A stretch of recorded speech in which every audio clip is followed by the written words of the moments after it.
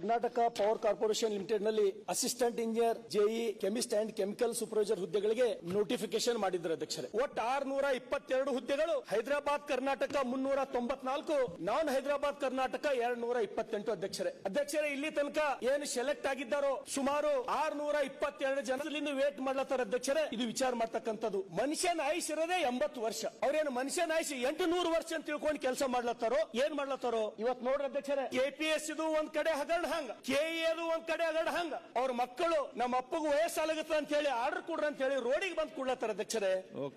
ಈ ಫೋಟೋ ಒಂದ್ ವೇಳೆ ನೋಡಿದ್ರೆ ಮನುಷ್ಯ ಅಲ್ಲ, ಕಲ್ಲನ್ನು ಕರಗ್ತದೆ. ಇದು ಏನು 622 ಜನ ನನಗೆ ಇವತ್ತು ನೌಕರಿ ಸಿಗ್ತದ, ನಾಳೆಗೆ ನೌಕರಿ ಸಿಗ್ತದ ಅಂತ ಹೇಳಿ ಬೀದಿ ಬೀದಿ ಓಡಾಡ್ಲತ್ತಾರ. ಇದ್ರೊಳಗೆ 4 ಜನರು ತಂದೆ ತಾಯಿ ಹಾರ್ಟ್ ಫೇಲ್ ಆಗಿ ತಿಳ್ಕೊಂಡಾರ ಅಧ್ಯಕ್ಷರೇ. ದಯಮಾಡಿ ಸಚಿವರ ಕೈ ಮುಗಿತೀನಿ, ಇದು ಸೀರಿಯಸ್ ತಗೋಬೇಕು ತಾವು. ನೀವು ಕೆಪಿಟಿಸಿಎಲ್ ದೊಳಗ ಆದೇಶ ಕೊಟ್ಟಿರಿ ಕಂಡೀಷನ್, ಆಮೇಲೆ PSI ಆದೇಶ ಕೊಟ್ಟಿರಿ, BMRCL ದೊಳಗೆ ಆದೇಶ ಕೊಟ್ಟಿರಿ, RWS ದೊಳಗೆ ಕಂಡೀಷನಲ್ ಆರ್ಡರ್ ಕೊಟ್ಟಿರಿ. ಆದ್ರೆ ಇವ್ರಿಗೆ ಯಾಕೆ ಈ ತೊಂದರೆ ಕೊಡ್ಲತ್ತಿರ್ತಾವು?